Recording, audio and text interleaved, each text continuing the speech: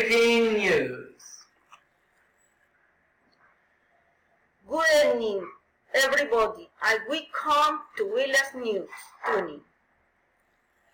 We are going to be talking about the most relevant things that are happening in our university campus.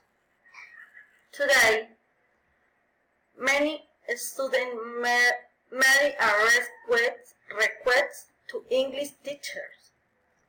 They are asking for more frequent teaching. They request the university to address the problem because they fear their education lacks quality. However, teachers have not declared anything about the situation.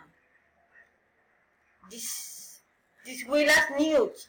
Thank you and see you soon.